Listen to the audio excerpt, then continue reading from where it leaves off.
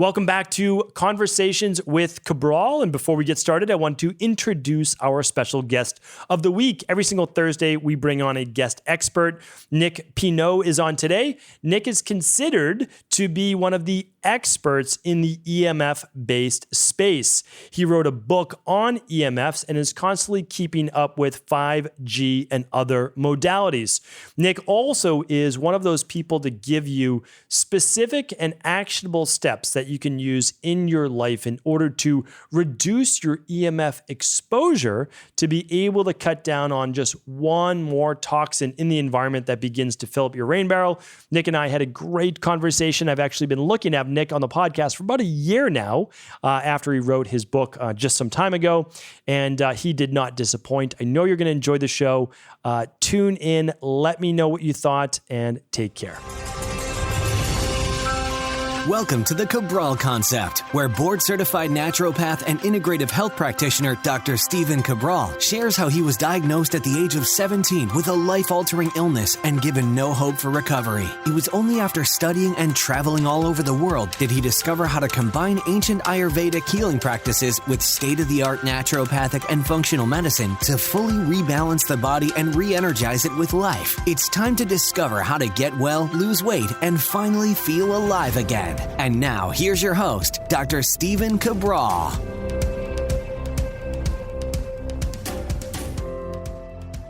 Nick Pineault, it's great to have you on the show here today. I've been excited about scheduling this interview for some time now. I'm glad we were finally able to connect. So once again, thank you for joining me here today. Thanks for having me. So we've got a really great conversation lined up for our community on today, all things EMFs and 5G. So what I wanted to do, since you are known definitely within our community as an expert in EMFs and 5G, really talk about the work that you're doing right now, how you're getting the message out to people, and I would say how you got into this even in the first place. Sure. So my name is Nick, the EMF guy Pineault. It's kind of the online surname that some people started calling me the EMF guy. You know, it was health practitioners first who called me that.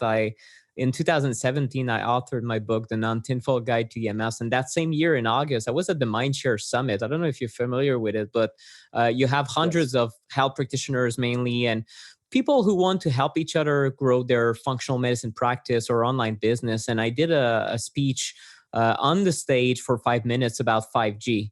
And a lot of people said, hey, you're the EMF guy, that kind of crazy person who talks about EMFs, right? An invisible force that is a controversial problem. A lot of people argue there's no problem. Other people think it's when you have symptoms of EMF sensitivity, it's all in the head. It's a psychological problem, or even mass hysteria, these kind of things. So in the mainstream, it's not widely accepted. So this is where it came from. Before that, I was really into nutrition, and I'm a self-taught nerd, if you will, that's been researching for years. For about 11 years, I've been publishing online on all topics that I think are relevant to people. For years, I was talking about food quality, food toxins, why we should filter our water, even though everyone says it's safe, right? All these things. Way before Flint, Michigan, I was warning people, you know what? Maybe people should have a water filter at home. And turns out it took a crisis for most people in North America. Now I've kind of heard about Flint, and they're like, yeah, it's, even though we're told it's safe, there might have some heavy metals in there. So it's really, my angle is common sense. It's science-based. And I try to bring it down to a level that everyone can understand. So I guess you could say I try to make, to simplify science. And it led me into EMFs. And, 2015 and 16, I started reading EMF books left and right, and really found myself attracted to this topic, and realized, you know what? Yes, water filtration matters, and all these subtopics I was studying left and right. But EMFs, it's such a big issue, and it's growing.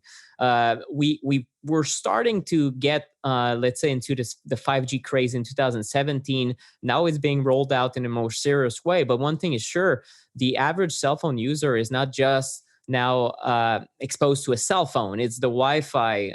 It's multiple. I mean, the average American has 23 wireless devices in their household.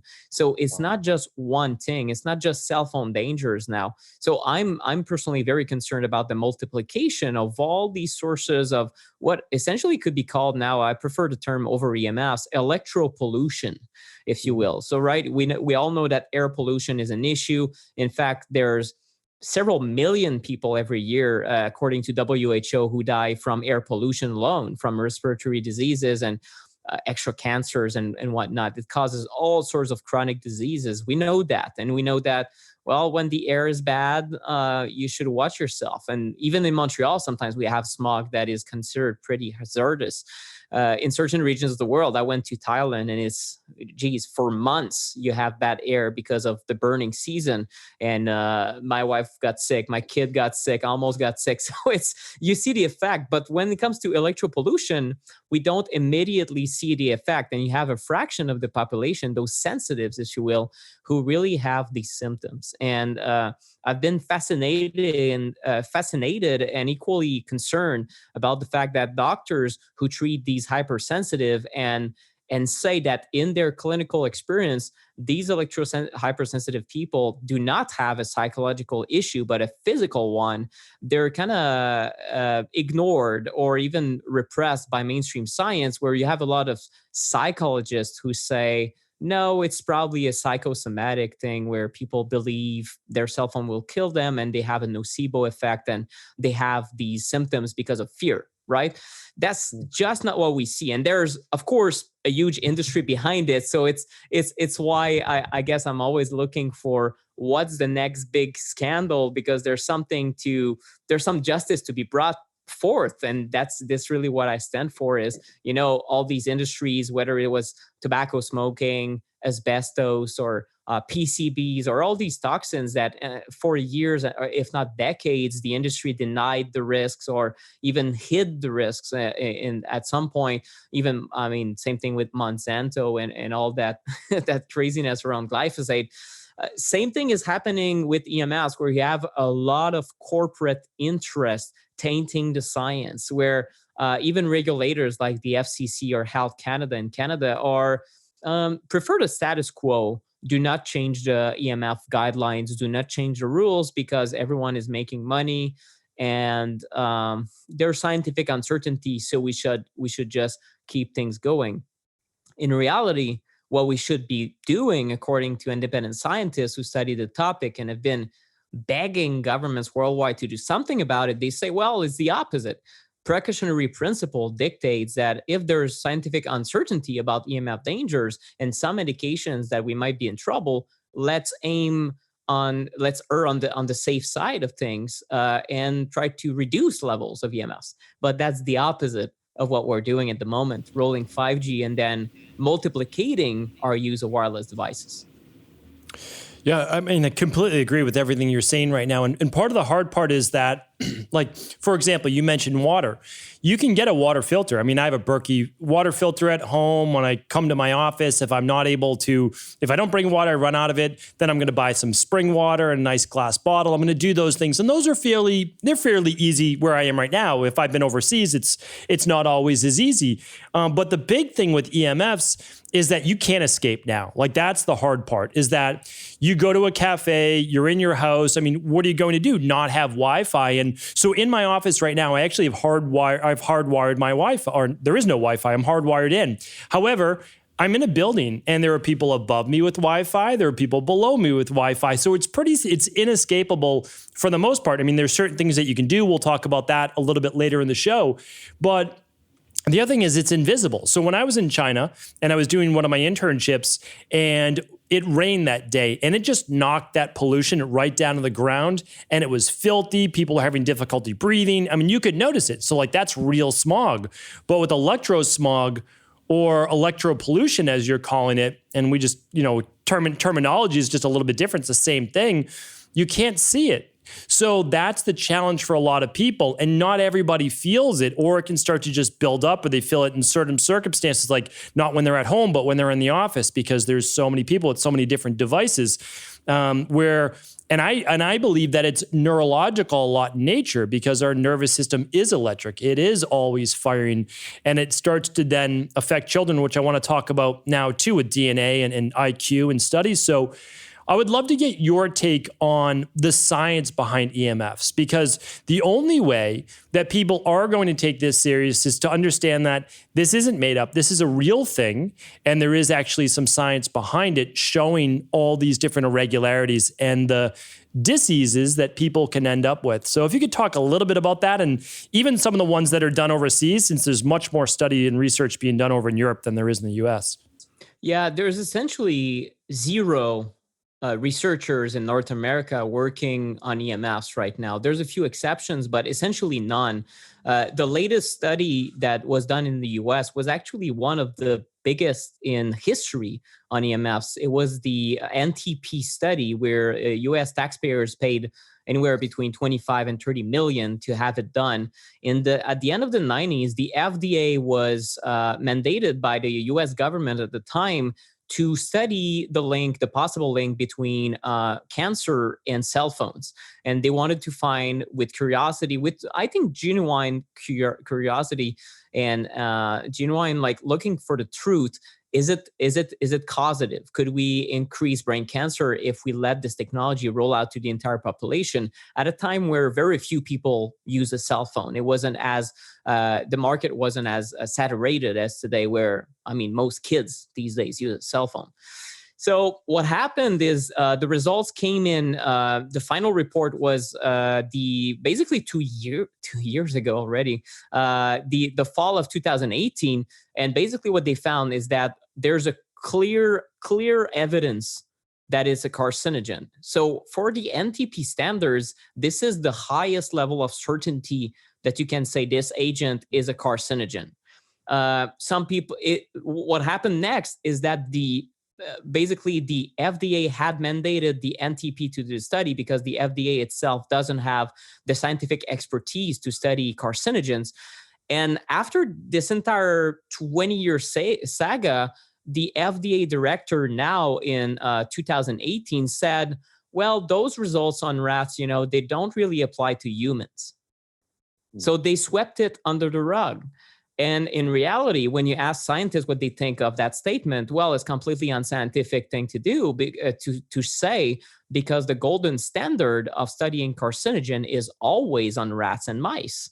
This is how we figure out what's a carcinogen, not by doing human trials, of course, exposing them and waiting until they have cancer. So it's completely ludicrous. So it just shows you that the FDA is completely out of control, and sweeping this under the rug is completely irresponsible, of course. So this is, as far as carcinogenicity goes, this is the best proof we have. There's also IARC, so the International Agency for Research on Cancer. That's a branch of the World Health Organization, WHO. In 2011, they convened a meeting of international experts, 36 of them, if I'm not mistaken, from industry, scientists, and from all multidisciplinary, basically. So it was a very solid group. They looked at all the available science and they declare it's a class 2B carcinogen. That's the lowest classification at the moment. However, there's at least 6 or 7 scientists that were part of this group that are still active, who say, well, now there's new studies that reinforce that link, including NTP. So if we take the science of the last 10 years after that 2011 decision, it should be reclassified with this, using the same criteria at the time of the 2011 decision. It should be reclassified as a class 2A or a class 1 definite carcinogen. If that's the case, well, your cell phone is as much of a carcinogen as asbestos or cigarette smoke. It's not me saying it. This is where the science is going. I think it's going to get there eventually.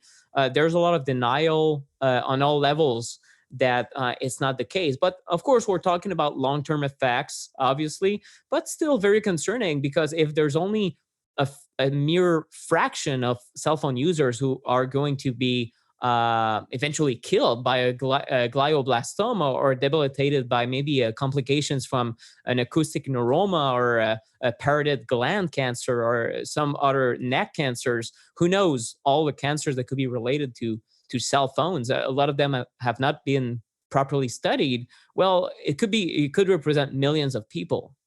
So as far as a public health danger, just cancer alone is a big issue. And we know that almost half adults now will catch cancer in one way or another in their lifetime, some non-threatening and some very threatening to their health. So it's definitely something right there, just the cancer link that's been debated a lot, but it's moving in a direction where eventually it's going to be very clear that this is a carcinogen. And that, I think it simply prevents normal cellular function, normal healing from happening.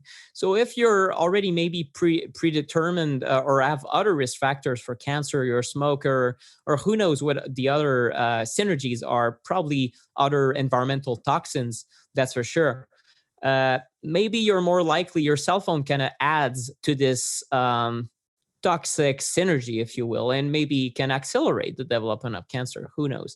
So that's one angle to this entire topic.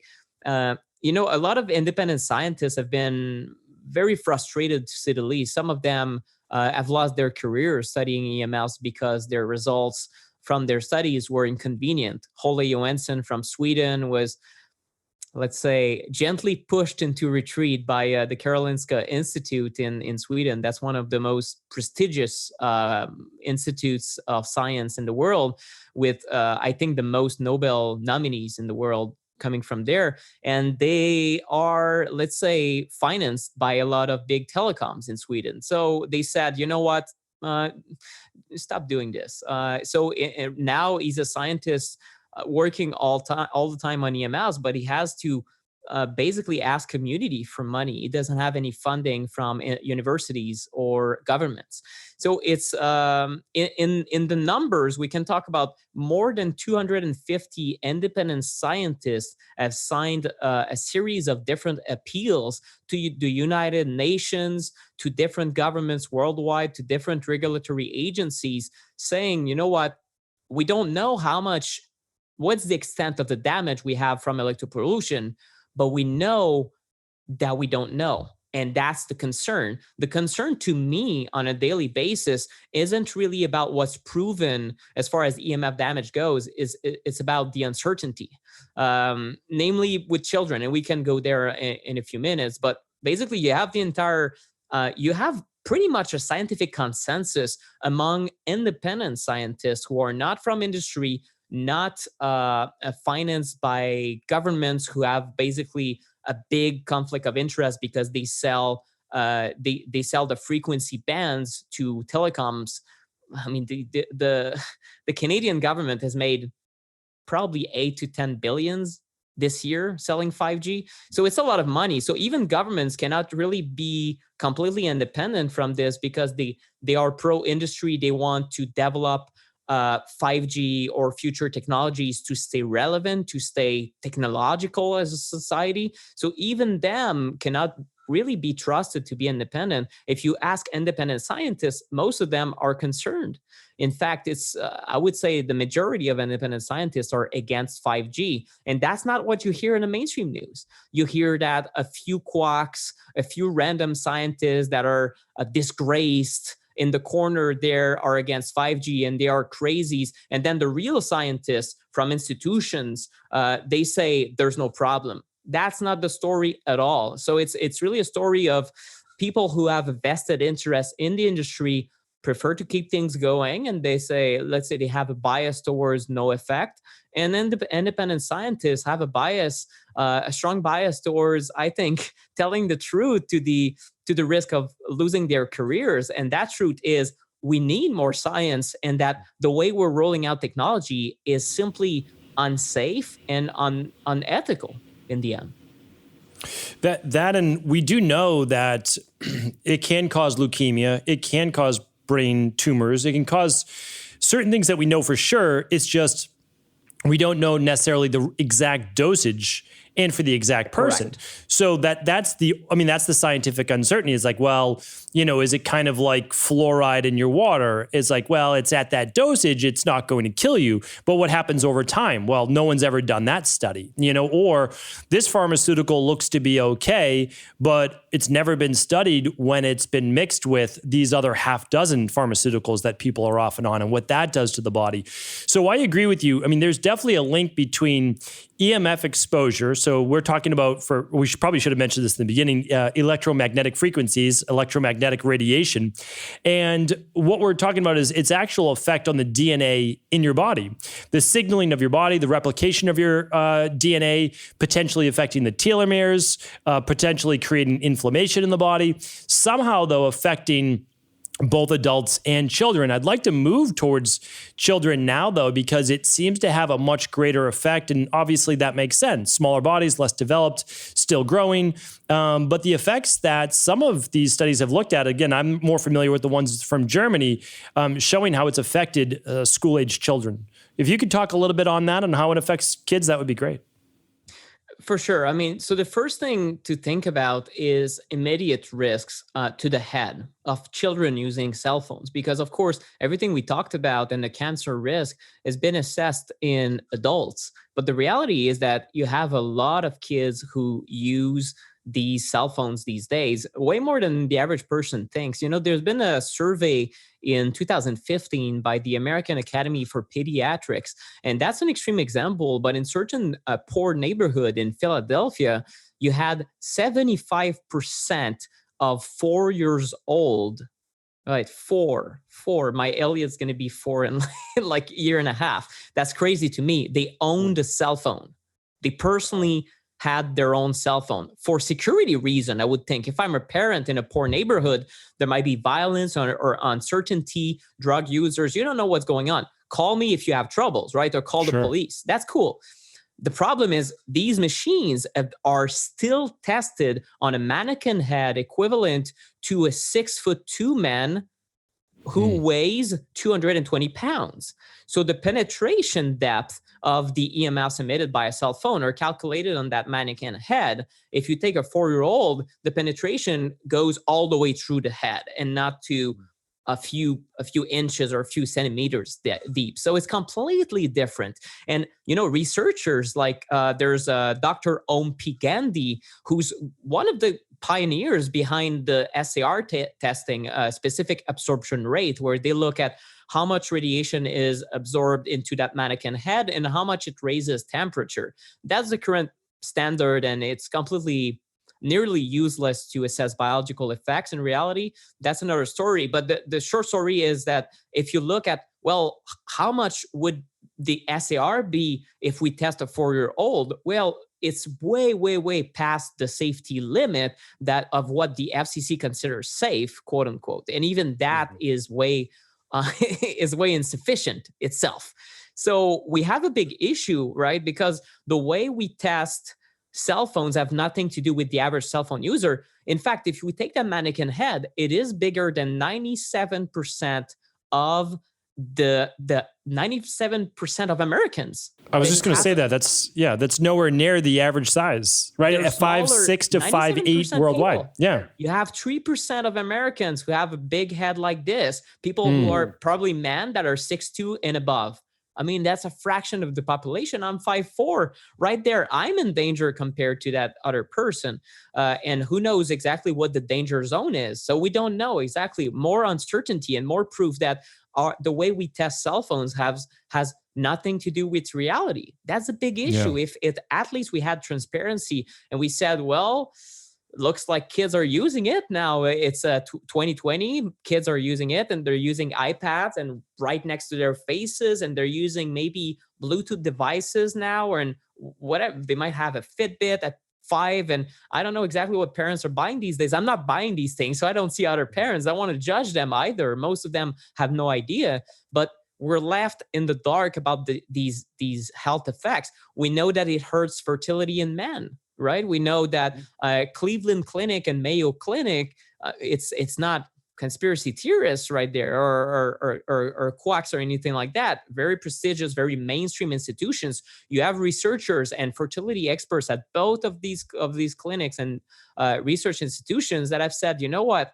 Yes, there's uncertainty. Some people might argue the link with fertility is still debated or debatable, but don't put a phone in your pocket, right?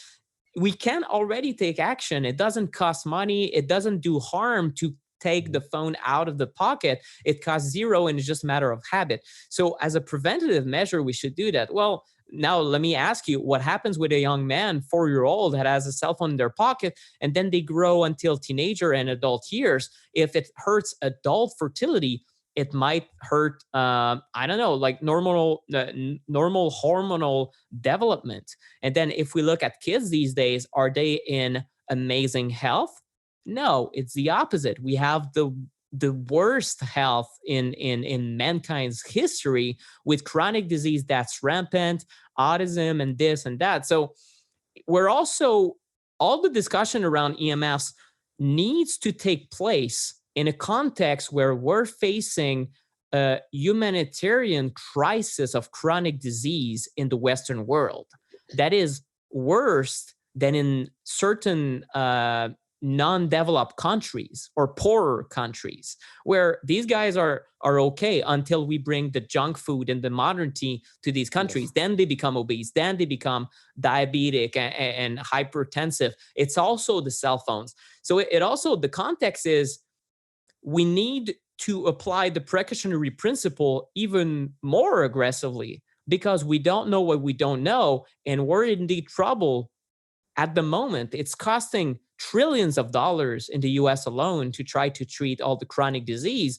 And if we remove the cell phone from the pockets and teach people healthier ways to hold their cell phone, maybe reduce their exposure slightly, it might make a difference. And these are extremely easy steps to take. And of course, as far as industry level goes, well, we need to put engineers' minds at the right place and tell them, yes, we want better connectivity and a smartphone that looks pretty, but what if we shield the user from these emissions, right? These questions have been asked in the 90s, even 80s. Nokia has these patents on shielding the user, but it costs money to do so. It costs money to do the R&D, and it's not mandated and it's not required on an engineering level. So at the moment, they're not shielded. They're not using the different ways we could shield users better against cell phone emissions. So it is really a kind of laissez-faire attitude on the engineering part, the cell phone manufacturers or even the telecoms, because it's not mandated. So who's going to take the hit? Who's going to say, well, I recognize that my products are dangerous and I'm going to make them safer? No one wants to do that. It's bad for business. So unless it becomes something profitable to have low EMF phones, well, it's not going to happen. But it's starting to happen, though. You know, there's Mudita, the first, according to my research, the first company in the world that develops cell phones that are health oriented. That's Mudita, Mudita. They're from Poland. I'm very impressed with this company. I in fact, I purchased one of their cell phone that was launched via Kickstarter, and they say it's going to be about 10 times less emission than the average cell phone. They're trying to reach the lowest SAR in the world, in history.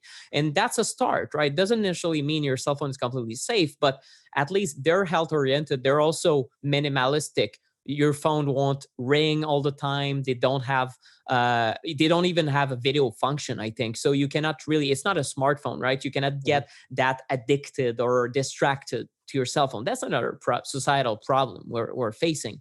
So manufacturers are trying, some manufacturers are trying to come up with safer devices, but these are small startups because it's not a popular topic at the moment in the wellness space, or it's starting to be. I'm trying to be part of those that spread the word and say, right, you know what, if we only reduce EMFs, maybe we're going to see differences. And then I would say the other part, aside from the science, is the anecdotal proof that we have that reducing EMFs might help people feel healthier.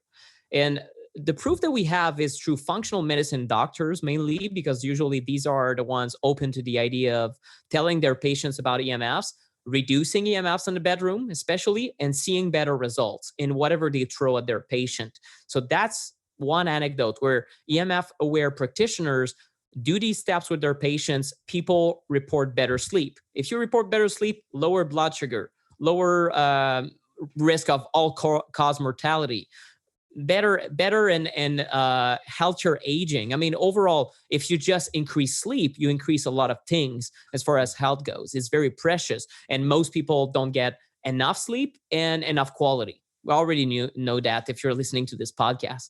I'm not teaching anything here, but so basically, if you increase sleep quality, that's a big deal. Then you have a second set of professionals called the EMF mitigation specialists, whether it's from the building biology movement or other independent EMF mitigation specialists, such as my colleague Brian Hoyer from Shielded Healing, and he has his own company, his own way of doing things. But basically, these professionals are engineers. They come in your home, they reduce EMFs by using meters, finding the sources, reducing the levels until we reach levels that are considered safer. And even then, we don't know on a scientific standpoint, are these levels low enough? We know they're achievable. So we know they're achievable, and people report all sorts of almost medical miracles in certain situations. And these are anecdotes sometimes that we cannot even share, because of course it's not EMF is the be all end all or a magical cure.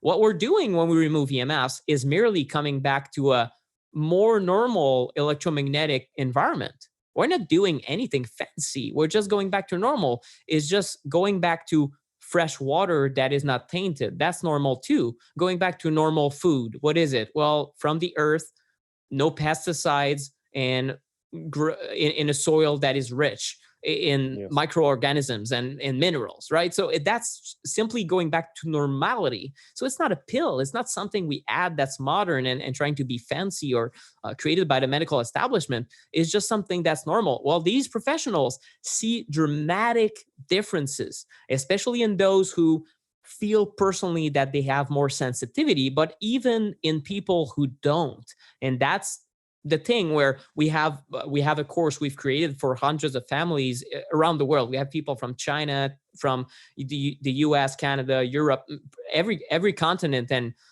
dozens of countries. And we have some people who say, well, I took this course and I think I really thought nothing of it, but I sleep better just turning off my own cell phone. And oftentimes it is important to note that even if you turn off your own cell phone, your own Wi-Fi router, you might live in an apartment building like I do. I'm exposed to 100 Wi-Fi routers, 1,000 cell phones. And even then, your own sources, the sources that are closer to your body, seem to make a sufficient difference that people will realize that they sleep better, or even better, more scientific and more kind of removes the bias here. Or a Ring or other sleep tracker confirm that the sleep quality is better. That's even better, because we remove maybe that, I think I sleep better, or was it a suggestion? We suggest our users that they sleep better, and then placebo effect, and they feel magically better, or they feel like they sleep more soundly. No, it's in fact quantifiable for a lot of people. So it's something, and it tells you something when the sleep industry has mainly not caught up on the idea that EMFs might impact sleep so much that some sleep tracking clinics, professional research centers for sleep, use more and more Bluetooth devices in their clinics. So it's just something to think about. So if they catch up on the idea, I think they're going to get better results.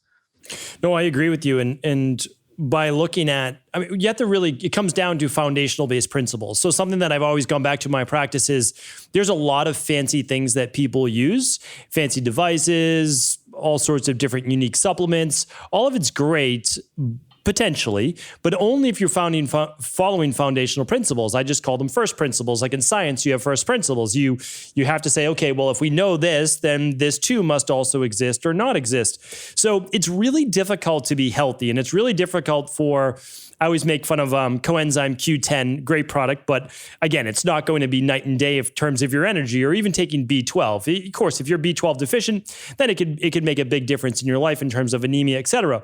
But and the truth is probably not going to be a big difference if you haven't changed your overall diet to more whole foods. Probably not going to be a difference if you're not drinking half your body weight in ounces of water per day. You're not getting 7 to 9 hours of sleep every single night. So it's like you have to do the foundational things. And those are the things, though, you have to do well. And I realized that. So, I mean, I've lived in Boston for 20 years. And same with you. I mean, on my block, it's all brownstones and 4 or 5 people live in each building. And there's just thousands of people on top of each other. So even if you're doing a pretty good job, it's just you're living in that electro smog or that electro soup everywhere you go. Well, I have a cottage up in Maine, and I would go just an hour and a half, 2 hours north to Maine.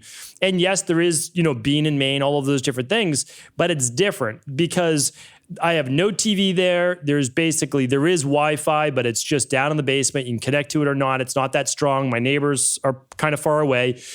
And you are allowed at that point. I do believe there's a difference with the ability to absorb negative ions and frequencies from the earth. We know that does exist. We know how that works with our body. And there could be interference with just living further away from the ground, like living on the 16th floor, as I did in one of my buildings, as well as then those Wi-Fi based signals penetrating the body. And so, I mean, I think there's 2 parts to it. Like when you talked about the hormones, I think the radiation also affects testosterone levels in men and affects, I would say, women's ovaries as well. It's one of the big things I say, especially if you're pregnant or looking to get pregnant, don't sit at night with your laptop right on your lap. We need to put some barrier there, or better yet, don't put it there at all. Like put it up on a table. And so there's a lot of anecdotal evidence, like you've been saying as well. People feel better when they start to just cut it down. And I mean, my term is the rain barrel effect, right? So it's like the more that you're doing, the worse you feel. And this is one big thing, though. The water filter, the EMF blockers, these are big things you can be doing. And the last part is, I do believe that the sleep industry is going in the wrong direction. We've got all sorts of different pads we can sleep on that are all plugged in, and we have more electronics in the bedroom than ever before. And if you were to remove them in one place, just do it in your bedroom, you get 8 hours at least of being EMF free. So I'd love to switch now to talking about what are some of the worst offenders in our house that give off these frequencies. Sure. I'd like to say first, when you get into EMF mitigation, of course, it becomes completely overwhelming for a lot of people. And we've realized that even more, because when we built the course this summer with Brian Hoyer, I teamed up with Brian because he has the clinical aspect to it. He's a health practitioner, he's an NTP, nutritional therapy professional or practitioner. And also he's an EMF mitigation specialist, and he has done hundreds of surveys in these in real life families. And he realized that a lot of people don't apply the steps that he recommended them because it's tedious. There's a lot of different things to think about. And some people don't want to cut down on Wi-Fi. So you need an order of priority, or else you become maybe, you read that an electric toothbrush emits an EMF and you start out and you change your toothbrush. And then, I mean, it's these little things, and you realize, my God, everything electronic, any appliance emits EMF. So where do I start, right?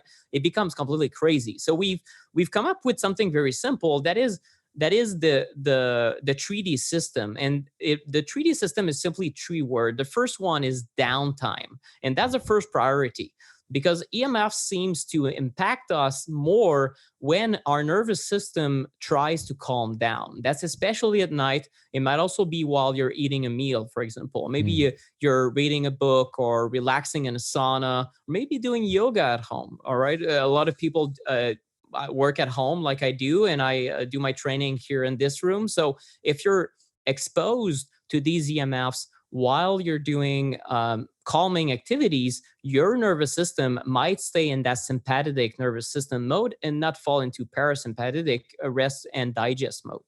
So that's especially true at night. So the first thing to do is to ignore all the rooms in your home and simply go to the bedroom.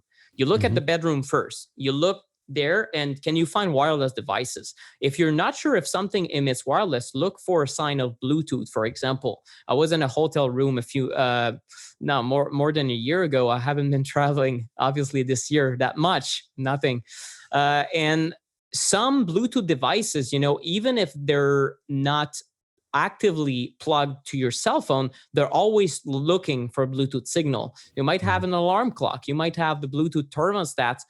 Maybe you don't even use those, but they're always emitting. So getting as many devices either turned off or outside the bedroom as possible is your priority. If you need your phone in the bedroom, put it as far away as possible from your bed, because creating distance will drop off the intensity of that signal exponentially. So that's something very, very important. And then if you have all sorts of devices plugged in, some people have, especially those maybe interested in biohacking, might have 1,000 different devices plugged in there, and wires and cords and extension cords everywhere. All this can also contribute to your exposure to other types of fields, like simply electricity, and can raise the amount of voltage that's running through your body at night. That's called the electrical fields. So if you can minimize those before you go to bed, you can unplug those, or you can also decide if you're a little bit more extreme. But for me, it's not even, it's just a matter of habit. For me, I just turn off the breaker at night to the entire room. I don't have electricity in my bedroom at night, and I sleep more soundly. I have electricity running to the heating, because here in Montreal it's sub-zero temperatures, so we do need the heat. But at least all the electricity and the lamps and whatnot, it's all turned off. So wireless devices, one. The second thing is everything that's plugged in, or at least create some distance between these devices and your bed. So if some people like to have a bed that is that has a headboard that's electrified, you can have lamps in there. It's not ideal, because again, you have more and more exposure to that electricity. That's something completely foreign to your body at night. So if you can think of your bedroom as a sanctum, as something sacred, where you do not want to get these electrical devices inside, it will help you tremendously. I think it should be part of everyone's sleep hygiene. And then after that, it would be, what do you do outside the home? Well, a lot of people could talk on their cell phone all day, or maybe carry it in their pocket. And this is where the habits come in handy. You want to make sure that your phone is on airplane mode if you carry it in your pants or in your bra or things like that all day, because it will expose you every time it downloads a message, every time it does an update, and all these things is running in the background. A lot of people have unlimited data plans, so they don't care that much, but it's always emitting. So carry it in the backpack if you need to. Maybe you're on call or something. A belt hoister could work. It creates a little bit of distance, still very close to you. So what I personally do is normally it's on airplane mode, but again, I'm an entrepreneur. I don't have someone, maybe a boss that's checking on me, or colleagues that need to text me. So if that's your reality, find another alternative, another way of carrying your phone that is as far away from your body as possible. If you're a woman, you have a purse, that can be good enough, and you put it on the other side. Maybe you have a 1 foot distance between you and the phone. And when you arrive at the office, or maybe you have a home office, well, think about it. You do not need to have your cell phone in your pocket. A lot of people keep it there all day, just out of, I don't know, it's a bad habit. That's it. You can put it in front of you on the desk, set it there, and then wait for a call. Or even better, you could simply make it so that when your cell phone is unreachable, then you have a landline that rings instead, just a call forwarding. So if you can still have a landline at your job or even at home, that's not the case in every state now. They're starting to roll out these I guess back roll. I don't know how you would say that, but they're starting to remove these landlines, and yes, that's a shame, because I mean, just a simple $10 plastic old school phone could do the trick, and you don't have much exposure at all for these phones. So if you don't have that option, that's a shame. But if you do have this option, you can just take your calls there on a landline phone, a wired one, of course, and you could reduce your exposure tremendously. So these are simple steps. And for kids, I would say it's really the personal devices that are my biggest concern for kids. So iPads first, right? There are now educational tools, and that can be fine. If you can wire those iPads, that's better. You can grab an Ethernet cable to your router. And if your router is like me, it's in my living room, I personally don't have Wi-Fi at home, but if you do, that's fine. But uh, think about it. The Wi-Fi router itself emits and receives data. So it is let's say, a pretty strong source of EMFs in your living room. So that's, let's say, concern number one. Concern number two is the iPad itself. The child is holding the iPad. It's both receiving data from the Wi-Fi router and emitting too. So in fact, the router itself would be more hazardous or a biggest contributor to the child's exposure compared to the Wi-Fi router, unless you happen to hug the router all day. But kids would hug the iPad, or they would look at it very close. So instead, you can wire it up and you can use an Ethernet to lighting converter, for example. That's a simple dongle you would buy for $20 on any hardware store would have those these days. Or pretty much. I guess Ethernet is not as popular as it used to be, but you can find it. You can find it around, sure. or even eBay is my source, to be honest, for these cheap things, and they're very reliable. So you can do that, and then the child's not going to be exposed. And guess what? The bonus is that everything downloads very fast. Everything is lightning speed. So when I use my cell phone in the morning, sometimes I wake up, I pour my coffee, and then I look Twitter for news. Well, I'm wired in because we have just a cable that hangs out there, and I can just cable my phone also. So that's something you can do, just a matter of habit. If you cannot do that, if your child is very young, especially under 6, I would think about pre-downloading content, videos, games that can be played offline. And then when you hand the iPad or the tablet or even a laptop, just make sure it's not emitting. It's on airplane mode, and that you use things that are offline. Same thing for your phone. You could pre-download those podcasts, or also just don't use it as much. That's always good advice for most people that spend hours on their cell phone anyway. Yeah, that's really good advice. That's my daughters are, I guess, a little older than your child now. Mine are 6 and 8. So they didn't use any of those devices at all until maybe 2 and 4 years old. And then on a long car ride, they would get an iPad. And so since they never used them before, that was like, okay, we could go on a 2-hour, 3-hour car ride and they'd be okay. But everything was always pre-downloaded, and it still is actually, and it's always on Wi-Fi. It's always on airplane mode. So that was a big one. And then also, we'll talk about these more at the end, but also they have a EMF blocking case. And the cases that I'm using are for the most part pretty good, except for one particular angle. And that's like if a kid has their face to it, they're still being exposed. It's more from the other side that they're not. So if they have it on their lap, then at least it's folded there, or it can just hang on the seat in front of them, which is then about 1.5 feet away, which of course is better. But the big one that I found, 2 things in my girl's room that I want people to be aware of, and it's in your book as well. So that's why I want to be talking about your book, and I'm going to give that link in just a moment too. But they had baby monitors. Well, that's something that we had for them. And that was the highest emitting device I found in our house. It was unbelievable. And back then it was only maybe like 3 feet from them. And of course, when we found out, we put it way on the other side of the room.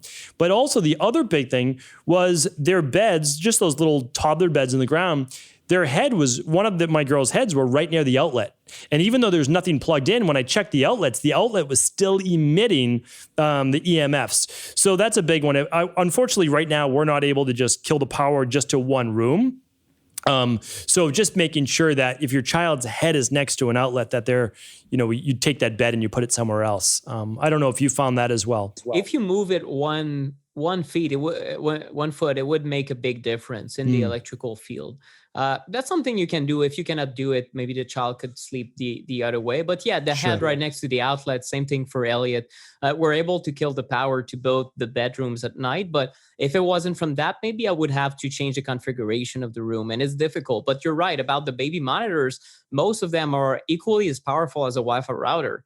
So I'm not saying not to use them, but definitely not in the crib. And that's not even recommended on a health standpoint because choking hazards and whatnot, but not even close to the crib. Put it very far away and do a test. Do a test with your spouse, right? Just do loud noises or faint noises and make sure it picks up, right? You want to have that ease of mind as a new parent.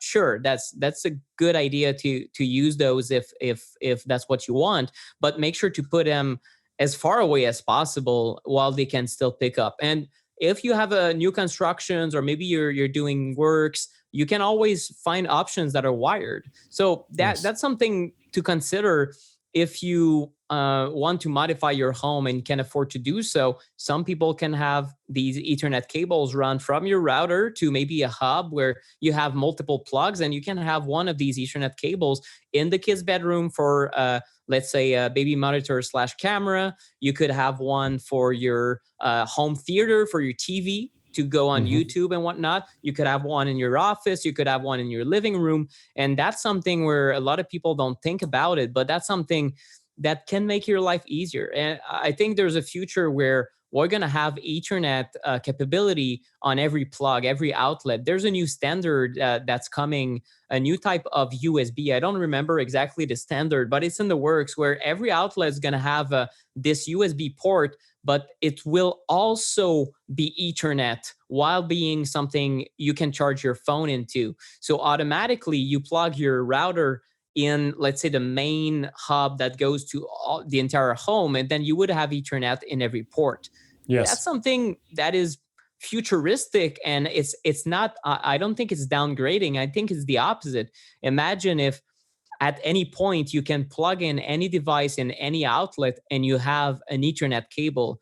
That removes a lot of the headache of Wi-Fi that's it's not picking up in this corner of the room, and too many users on the Wi-Fi. And Wi-Fi sometimes is tedious and it's a headache for a lot of people. So if you can wire it in, you can have incredible speeds and also a better capability to do calls like these on Zoom and on Skype and whatnot. You have better quality, and you have a hard time doing this via Wi-Fi. Even if your Wi-Fi is the strongest on earth, sometimes the quality goes up and down and it's kind of unstable. So if you're a professional, thinking about Ethernet is also a matter of quality and the fact that if you're doing a webinar or a presentation or sales call, well, if you have an Ethernet cable, you're in better hands than just having Wi-Fi. In the end, it's also a matter of that.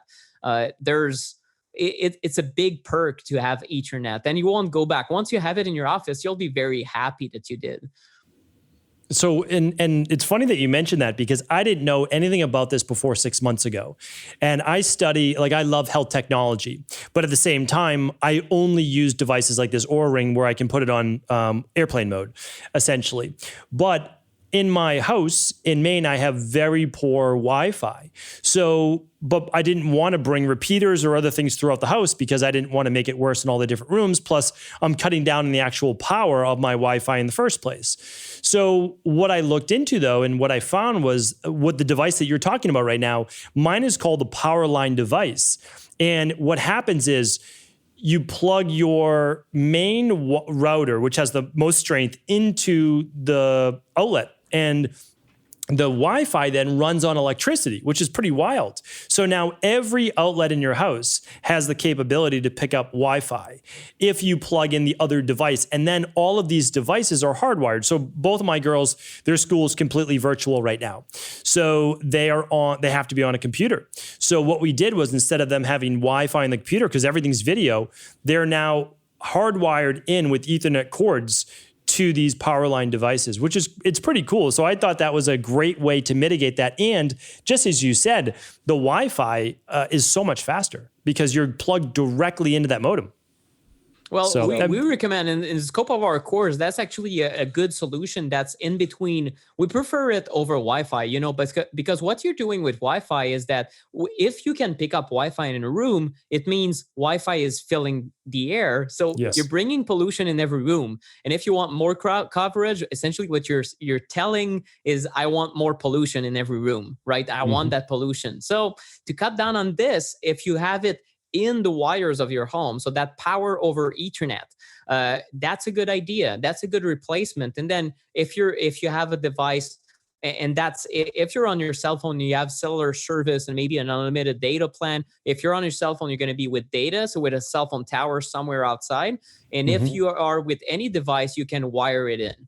And in any outlet, though. So it gives you a lot of flexibility. You can work here, you can work in the kitchen, you can work in the corner of the garage, anything really. And that technology can be pretty fast. In certain large homes, you need to kind of play around with different technologies, just make sure that it reaches all the corners. Sometimes it can drop off the speed, but it's pretty good at the moment. So we prefer it over Wi-Fi, and some people have really liked that solution.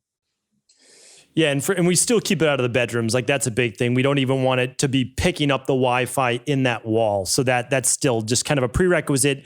In my daughter's room, the alarm, like, they have a clock basically, but it's just battery powered. That's it. So it's just battery, and then that's enough for them. So, and any other device would simply just be no airplane mode. And I think that's just, if you can get, like you just said, the bedroom correct, then you're saving yourself a third of the day not being exposed to EMFs. And that's pretty fantastic.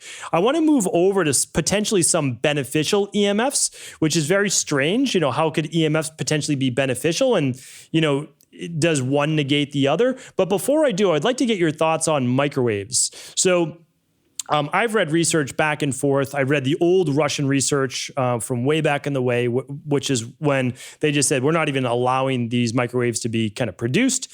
And we're looking more towards radiation. There's certainly EMFs, but radiation there as well. And its potential effects on, people standing right in front of the microwave for sure, but also what it might be doing to the food. Do you have any thoughts on that, since I know that you've studied these topics? Yeah, I've seen arguments on both sides as far as what it's doing to the food. I think some people get into water structure and things that are frontier sciences, like water structure and even water research overall. It's a bit unfortunately, it's kind of considered a fringe topic in the mainstream for some reason, because listening to Gerald Pollack and other water researchers, these guys are really at the forefront. It's just that the entire topic of even studying water, it's one of the elements. How fundamental is that science? It cannot get our body's 2/3 water, right? Yeah, exactly. So it's crazy to me that there is not more financing for that, but it doesn't concretize into a product. So there's no industry behind it supporting, like, it's not like you have Nestle or something, or like I don't know, Evian, who wants, like, let's study water structure. So anyway, as far as sorry, I lost my train of thought. What was the question? Well, it was more, do you believe that EMFs could affect the food, and then do those EMFs, though, stay with the food that you then put in your body? I look at it both ways, that it could for a period of time, and it might change the molecular structure in the food a bit, and then you're putting that in your body. But I don't have a lot of hard science on that besides the radiation. The radiation is, it's on point. And when you look at water structure, we know that water structure is easy enough to study. So you can see that for sure. Yeah, I think there are changes. There are even, I saw some studies that show a simple Wi-Fi signal can, the way researchers put it, is permanently alter certain water characteristics. So they couldn't bring it back to normal. And that was bizarre to me, because in the end, they didn't say what it does to the human body, because they're only left to guess. It's just, here's an observation. It changes something in the water. So again, I are on the safe side. I personally have not used a microwave in a long, long while. One thing is sure, if you have it at home on an EMF standpoint, do not stay in front of it. It is quite powerful. And in fact, the microwave leakage that is allowed by FCC is tremendous. So basically you can get more exposure than from your cell phone if you had your face right next to the microwave, kind of looking at the popcorn eagerly.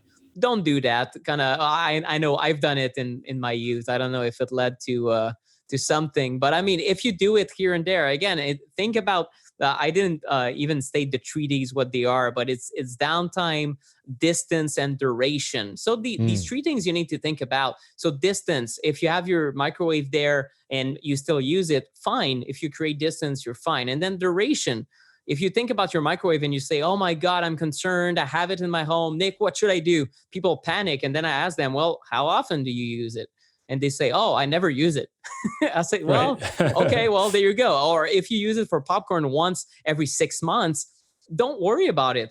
Duration, though, if you use your cell phone 5 hours a day, like the average adult, well, there you go. Duration, if you have duration and distance, I use it right next to my body while I'm sleeping because it's right next to my pillow. And then for hours and hours every day. So I have the triple whammy there that says, well, that's your priority. So start there, where it's in your bedroom or it's close to your body, or you use it for long periods of time, like a Wi-Fi router. But as far as the microwave goes, if you use microwave all the time, maybe try to, I don't know, like if you microwave all your food all the time, try to go a month without. Like I did a 7-day caffeine fast just last week. Very difficult. I do not recommend it if you're trying to be productive. And I'm a occasional caffeine drinker in the sense that 1 to 2 coffees per day, nothing extreme, but it was sufficient for me to feel a big difference after 7 days, feeling more energized. And then my tolerance has gone way down, and I drink just a little bit. I'm hyped up, and I almost feel like this is too much. So maybe do that. I mean, I like experiments personally. So whether it's an EMF experiment, where you turn off breakers, you remove all the wireless from your bedroom, and you try to quantify with Oura Ring or maybe a sleep journal and realize, is it making a difference? Maybe it is. And you ask your spouse, how do you feel? How are you sleeping these days? Run an experiment. And that way it also makes it very non-threatening. You know, if it's a 30-day without my microwave kind of thing, doesn't mean you throw it away. Doesn't mean you no one in your household cannot use it. You just go without it for 30 days or for 7 days and just see. It doesn't make a difference. You know, on an EMF standpoint, functional medicine doctors who treat patients that are, let's say, electro hypersensitive, sometimes to diagnose electro hypersensitivity, you have to send people away in camping or in very, very low EMF zones, ideally with no cell phone coverage at all, where your cell phone just say, I cannot connect to anything. I found such a spot east of Sherbrooke, where at least I used to live, but there's barely any places in North America where you can do this. Sometimes certain mountains or certain remote areas, certain deserts. But if you can find that, well, see how your symptoms that you're trying to tackle change over time. If you can spend a good week there, some people simply do not have their chronic disease if they're in a completely remote area. And then, of course, it's not just EMFs necessarily, but it might mean you have mold at home. It might mean that your job is making you sick. It might mean that your family environment is dysfunctional and you need to start working on the psychological aspect, because maybe it's your life that's stressful, but maybe it is also the EMF environment or the air quality at home, or maybe the body. There's multiple factors to think about.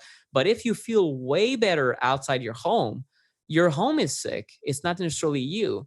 So I guess that's the 101 of environmental medicine. But even in environmental medicine, I'm starting to see changes, but mostly in 2017 when I started, it was mainly ignored, EMFs as a factor. It was all mold and radon and things are off-gassing and you need an air filter and your water contains too much copper and these kind of things. EMFs does not need to be ignored. I think it's a huge part of the equation. And for certain people, it's a bigger part because they have more devices, or maybe because they have an individual genetic susceptibility to these EMFs. Who knows, right? Do you have multiple risk factors? Certain people are clearly more sensitive, and you have some people who never feel problems from their cell phone. They have multiple cell phones on their face and they wouldn't feel a thing, and maybe they'll live a long life. But that's equivalent to that story of my grandma lived to 110 and she smoked 4 packs a day and she's fine, right?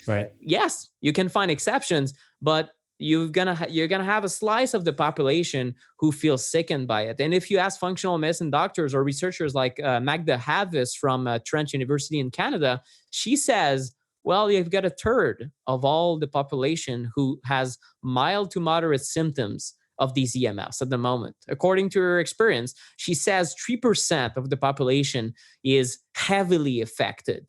And that's her assessment based on worldwide data at the moment. Might change over time, but she says it's getting worse. So several researchers in electrical hypersensitivity say it's getting worse. And it's getting worse because we have more exposures. So it's also, I think it becomes more important for everyone to listen to this show and to run their own experiment, because yes, the data, the science is good. You know, I've seen MDs who read my book and they said, well, you know what, Nick, I thought it was complete BS, what you put in the book and whatnot, but I slept better after 3 nights just with my cell phone off. And I'm astonished. Like, they didn't think they could have a biological impact from that machine. Once you realize that, oh, it could have an impact, start being aware and you'll realize that, well, I don't want to sleep with my cell phone. It just doesn't make sense. Who wants worse sleep? So it becomes a matter of choosing your junk food. Sometimes you can use your phone because you just feel like it. You want to scroll Instagram and that's fine. But maybe you'll do it a little bit less because now you understand there's a price to pay, just like with junk food.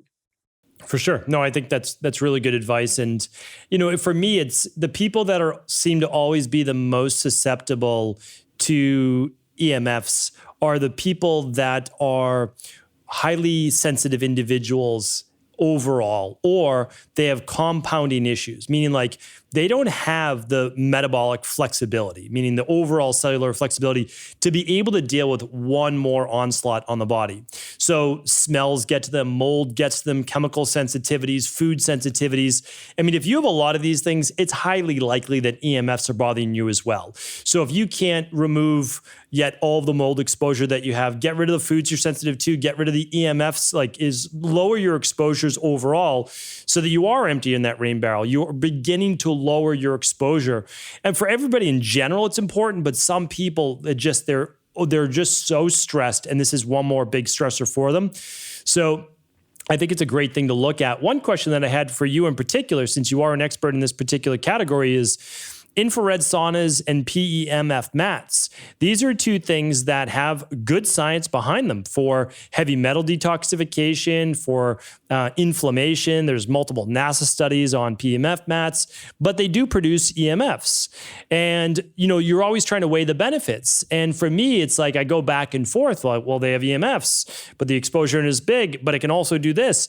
And so I'd like to get your thoughts on that, on where you stand on at least those two devices, since many people in our community use them.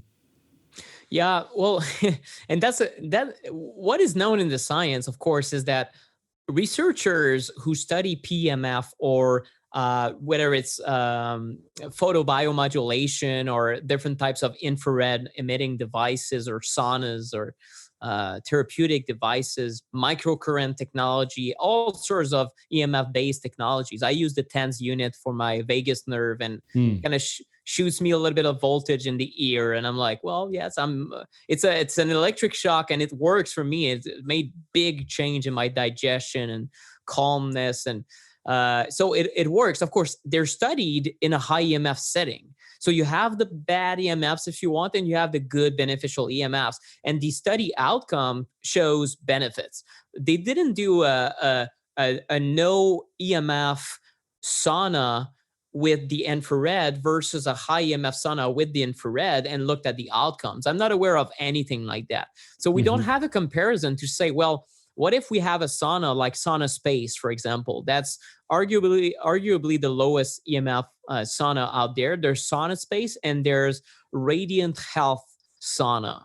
Those two I know of are extremely, extremely low in exposure. Radiant Health Sauna is, I think, is also superior when it comes to VOC. It's zero VOC accredited and tested. So it's also good for chemically sensitive people or just people who don't want any of that of gassing from their any material. So they're really uncompromising on the quality. So these people, I mean, we could say it's marketing because we could say, well, is it really proven is going to add any benefit if you have a low EMF sauna? No, I cannot say that. Could we think that your body is going to be calmer, or we're removing kind of a question mark? Yeah, we are. So if you want to have a low EMF sauna, good for you. If you want to still use a sauna and it's high EMF, you're probably going to get more benefits than harm. There's some exceptions. And I know some functional medicine doctors who want to detox their patients, but these patients are also chemically sensitive and electrosensitive. They have a hard time with certain frequency-based technology, even PEMF. So in those cases, you have to navigate and see how people respond to certain devices. So if we can remove the harmful EMFs that we know are simply not the healing frequency we're trying to impose on someone or to give someone, I think is better. I've seen a lot of good data on PEMF, and I think that there's probably things to be said for frequent use of PEMF in a lot of diseases or a lot of applications.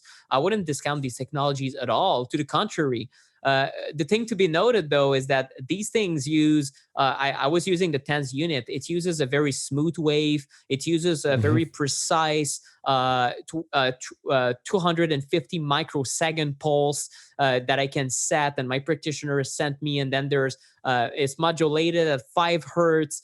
So it's very precise, those settings, right? You have certain protocols, and then I run it for 30 minutes 2 times a day. So it's a frequency-based technology. Another frequency-based technology we use all the time is called a cell phone. We use it at random modulation patterns that the industry has come up with just because they connect better. It shifts between different frequency bands depending on where you stand vis-a-vis the tower. And then you have unabated, uncontrolled, completely mad, chaotic, experimental exposure all day, every day. So these two are completely different. If we use cell phone in a way that was controlled, who knows, maybe cell phone exposure 15 minutes a day could be hormetic stress and could in fact make your cells stronger because it's an affront, and then you heal and maybe you have an adaptation. Who knows? I haven't seen good data that the stress from electropollution is hormetic. Some people have tried to argue with me that it is, but I mean, it's uncontrolled.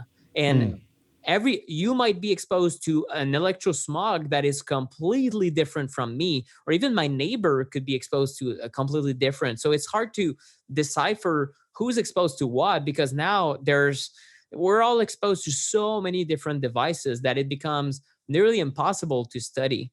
And we're left to, even without the control group of unexposed populations, to study their health versus people who are living in high electro-polluted environments.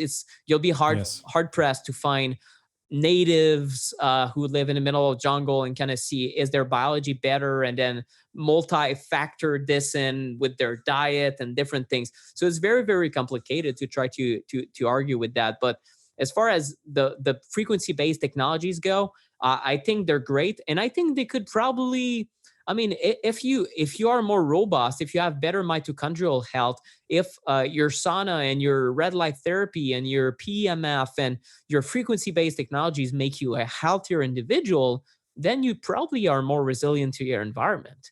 So I would use light frequencies. I use all of them. I have a red light therapy device I use all the time. If I had a sauna, I would be in it all day. No, once a day at least, because I know of the benefits and I feel great when I do sauna. So all these things have their place. And I know that they have their place as far as practitioners go, also in helping patients build resilience, because there's so much you can do as far as removing EMF sources. But again, you have the outside sources you have to deal with. So to deal with the affront of everyday life, you have to make yourself more resilient. And I think these tools are great to help you do so. Yeah, it's funny because I think we've come to, a lot of the same conclusions through, maybe even practice and looking at the research, because I use EMF mats for ongoing like anti-aging based protocols and athletes, et cetera. But really I use them for the people that are the most sick, people with myalgic encephalomyelitis and other issues, because I can control the temperature. I can keep it between like 5 and 8 hertz. And it's very gentle, because even too much heat for someone that's just wiped out, exhausted, is going to be a lot on their body. And it's just like you said, you can get square waves, you can get pulsed waves, but it's always uniform. And it comes with the chromotherapy as well. So I think that's great. And then for the infrared sauna, I mean, if someone's having a biological dental procedure and they're having mercury amalgams removed, for sure I'm having them do that infrared sauna once or twice a day for at least a couple of weeks. So I think it definitely outweighs the pros, and there's pros and cons to it. But there isn't as much research for low EMF versus high EMF, because an infrared sauna by nature has EMFs. That's the way that it's going to work. So I think that if we're reducing EMFs in other areas and using specific ones that we've seen benefit from, that might be the overall best way to look at it. Yeah, as far as the sauna goes, it's a matter of manufacturing, you could have nearly zero EMF saunas because they would be shielded, they will be wired in a certain way. But the manufacturer needs to understand these things. If the engineers building the machine do not have these criteria in front of them and the machines to test, well, they will design a sauna that might be low EMF, but most likely than not, it's going to be high in various fields, including the inclusion sometimes of Bluetooth technology or a kind of Wi-Fi hotspot there for your music, or So I prefer to go low EMF, but I'm the EMF guy, so you don't have to go as extreme as me. But is it worth it to look at low EMF different technologies that are coming to the market? Possibly. Is there marketing and hype in the EMF space? You bet there is. So you gotta be careful. Some people are gonna promise you things left and right. And is there fear mongering in the EMF space? Yes. So I'm part of an online movement that is imperfect. Some people try to sell devices. That's fine. But certain people are going to scare you into thinking, well, EMFs will kill you. And I've seen all sorts. This year has been crazy. It's been difficult to navigate for me because I saw a lot of people try to market devices and say, EMFs and that virus that we heard about this year and the link and all sorts of crazy speculation and links.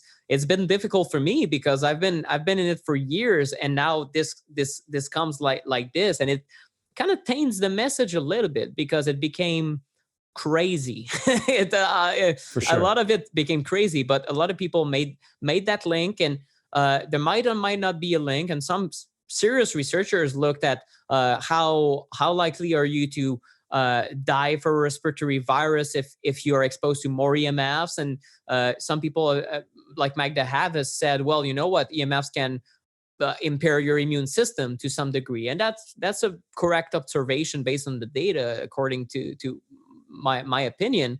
But more than that, we don't need to go all the way of crazy speculative things that we've seen. So it's been difficult, and I try to stay very, very close to the science. I'm not a scientist, but I talk to them, I interview them, and a lot of are concerned about what happened this year with this information. And a lot of people think now that if you talk against 5G and you say, well, you know what, 5G it's rolling out and it's more of a bad thing, so why do it?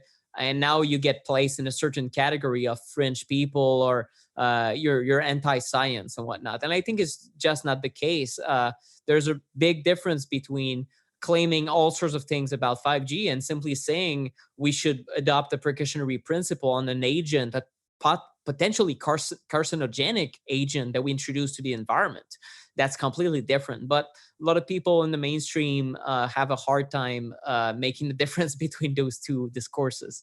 So, well, and I don't think that, and so there's no, in my opinion, it was never, people are drawing at straws. They just wanted to make sense of it. But for sure, like this is a real virus that's going on right now. You can see it under a microscope. It's actually there. The issue is there's a lot of things that exacerbate that. And we know comorbidities and age are two of those things that make you much more susceptible to a negative outcome. But 5G is a real thing, and it's not going from 3G to 4G or anything like that. This is 4G to 5G. From what I've read about it, and I've read a fair amount, is a exponential jump.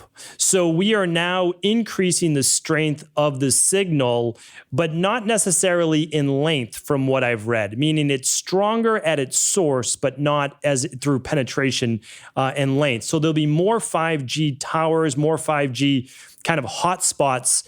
And one of the reasons is that when you go into a store now, everything will be scanners and sensors. And also there will be a move to autonomous driving. And, say what you want, positive or negative, but that's going to make it to the next level when we have 5G, the ability to be able to transfer information in milliseconds. So talk a little bit about that, because Belgium has banned it. There's a lot of European countries that are not allowing it, and they've seen what it's done to just animal and insects, like in nature, what they've done to entire like colonies with bees and with insects and with birds that I've seen.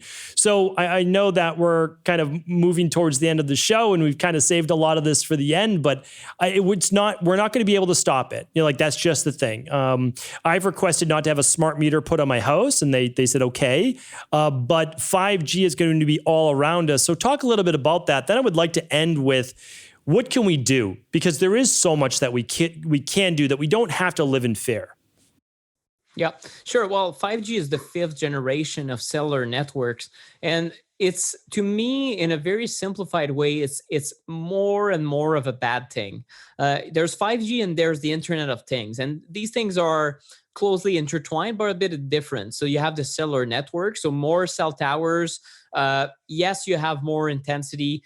The waveform, the way they were built, you have certain way that engineers modify the 5G signal further than 4G, and that might lead to even worse biological effect at the same level of power. So 1 unit of radiation for 4G, 1 unit for 5G on the meter that you have around to measure EMFs in the same, like in the wireless range, but 5G might be worse even at the same power. So it's what I'm concerned about is we're rolling technologies that have signals that are more and more chaotic. Usually when we do that, we see more and more biological effect, even at same power levels.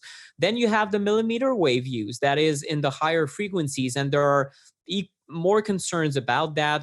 There's early research from the Soviets and in the 70s, 80s, a lot from Europe, some from Germany, that show millimeter waves might have serious health effects on humans, on military personnel. And there's solid evidence that we should, again, adopt the precautionary principle. Never been applied to 1G, 2G, 3G, 4G. We're still begging for it to be applied to 5G. And certain countries are heeding the call of their citizens and putting moratorium in places. It's an imperfect battle. You have politicians who want to please the technology officer at the government, so they roll 5G. And then you have the health minister that says, no, but what about people's health? And the environmental minister that says, well, what about the environment? So everyone's fighting over, will we roll it or do we pause and lose a bunch of millions? So it's a mess worldwide. It's legal battles, political battles, a lot of activism on the ground, and a lot in the US. There's a big movement against 5G right now because people are concerned. And I think they should be concerned, but they should be equally concerned about everything else. And that's the thing. That's the thing that I think is a bit lost in the anti-5G sentiment is 4G was equally bad or was bad enough already. All the studies that I've cited so far have been done on 3G mostly, and sometimes 4G. You know, the NTP study that I told you about at the beginning of this interview was done on 2G and 3G. So a study that comes out in 2018 after 20 years studies a technology that is being removed from, like 3G antennas are being dismantled in certain markets in the US. So we've just declared, yes, this is a carcinogen, and now we're going to remove the 3G antennas because now we have worse things in place. Yes. So by the time we study technology, it's already 2 or 3 generations further. So what I'm concerned about is not 5G itself. It's our unabated, uncontrolled use of wireless that is simply mounting. Internet of Things is one thing where everything's going to be connected with everything, sensors, autonomous vehicles. You have the satellite networks also that are coming online that are beaming down on cell towers. And so it's really this uncontrolled kind of technological dream and utopia for people who are in tech space right now that want to roll it out. The business is great, the industry is good, and users love it. But people don't think about the consequences, and our ability to study that these entire consequences is so thin. And I mean, $1 million in EMF research could make a big difference in a bunch of studies, but the industry is trillions and trillions strong in revenue. So it's really what's ironic. If we took a fraction of cell phone sales and studied health, we could achieve more in 5 years than we have achieved in 50 years. but it will not happen. No one's shedding the money. No one is being kind of twisted their harm to shed the money for studies. So that's a big problem. What we can do about it, I think, is first it comes down to individual protection.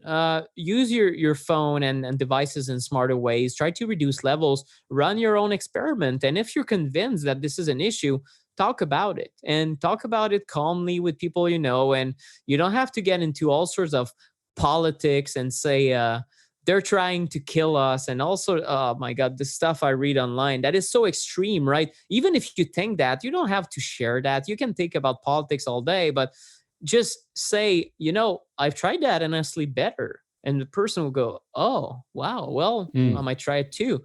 So it's just, if it becomes a thing to turn off your cell phone at night, take time off from your phone and disconnect with the family. It's already a movement, towards lower tech, more time disconnected from the internet. I think we're coming into this age now towards 2021 to 2030, the third decade of the 2000s, where maybe people are going to be a little bit more wise in the way to use technology. The first 2 decades weren't good. And we have a lot of people addicted to their cell phones, a lot of people with tech snack and like they need chiropractic adjustments because they've been scrolling too much on Facebook, and social circles that are crumbling because people are engaged in all sorts of battles online and spending a lot of time in anxiety. So, if we become smarter with that, we're going to start a movement towards a little bit healthier tech overall. And EMFs is part of this movement to be aware of how we roll out technologies. And eventually, we want to bring technology to the same scrutiny that we do in pharmaceutical drugs, where, okay, let's launch 7G. Well, let's test it for 5 years and then we launch it. And now the industry is getting excited and thinking already about 6G. In fact, there's been a meeting, I think 3 years ago, about 6G, and 5G wasn't even rolled out. So they're always thinking ahead, So because it's the next big thing, because they're going to make money, and they're always projecting into what's next, what's possible. And that's cool with me, but we need to test things before, because we're simply repeating history here with agents that are rolled out, and then we're sorry for ourselves. Oh no, turns out the industry studies weren't right, and turns out a bunch of people died, right? It happens so much, so frequently in the last decades. It's becoming I'm almost cynical towards it. It's so if we want to stop it, we have to have this in public discourse that we need to use individually our cell phones in a different way. And if cell phone manufacturers realize that the average user is always on airplane mode now, wow, okay, well, what does that mean? They're going to realize via their statistics, the way people use phones is healthier. They're going to come up with safer solutions. We need to bring change to the market and to our technology on all sorts of way, whether it's the way we use it. And you saw already Apple changing it via the screen time. Now, every week you see a screen time. Well, that's because users demanded it. And people say, well, I'm addicted and I spend all my life on my cell phone. I hate it. I have kind of this love-hate relationship with technology. And Apple responded by saying, we're going to give you in your face how much you've increased your screen time. That's good. We've already seen this increase. Or people are starting to be aware that if you put a child in front of a TV or iPad for all his use from age 0 to 5, you create a zombie or a kid with problems and developmental issues, and they do not develop normally. So we're starting to come to our senses. EMFs, we need to slide that into the conversation of healthier tech.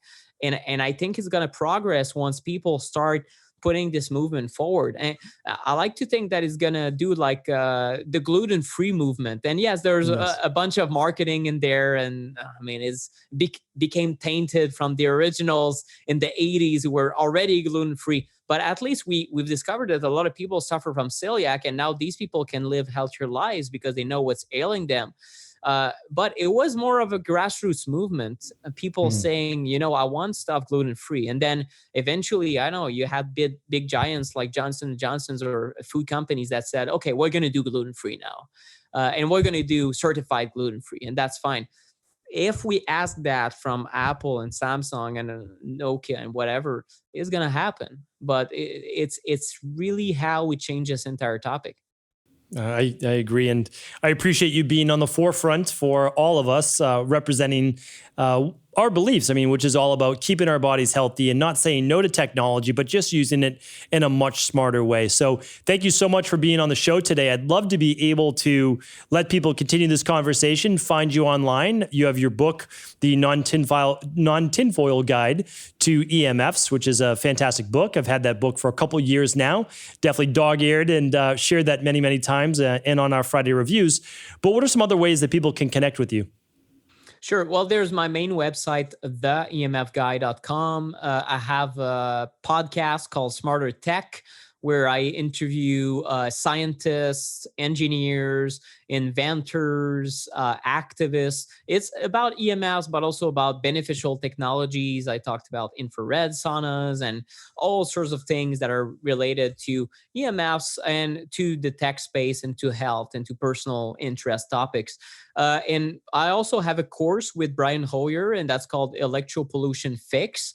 At the moment, we're planning to launch it around mid-year 2021 in a pre-recorded version. We ran the course with hundreds of people this year with 2 times, and the response has been very good. And our goal is to help families tackle this topic, clean out their homes, especially their bedroom, learn about the different types of EMFs.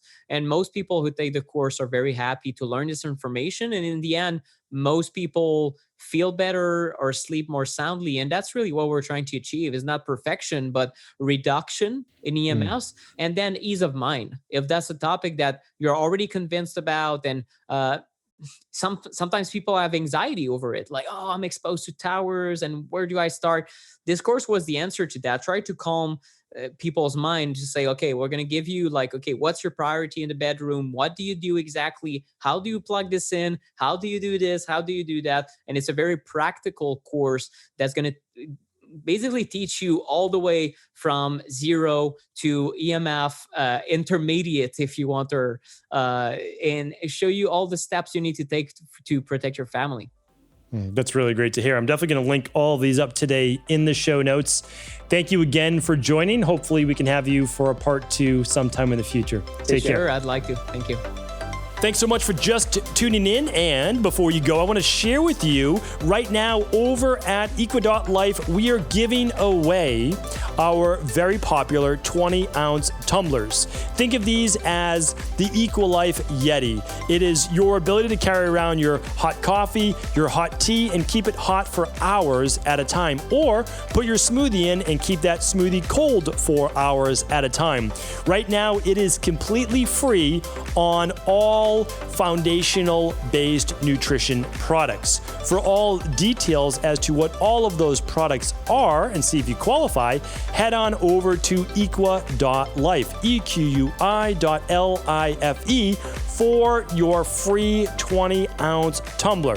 So this, again, is completely free on any qualifying purchase of these daily foundational products. It is absolutely a popular product over at EquaLife. I hope you enjoy it. I hope you use it. Put it to good use. Take care.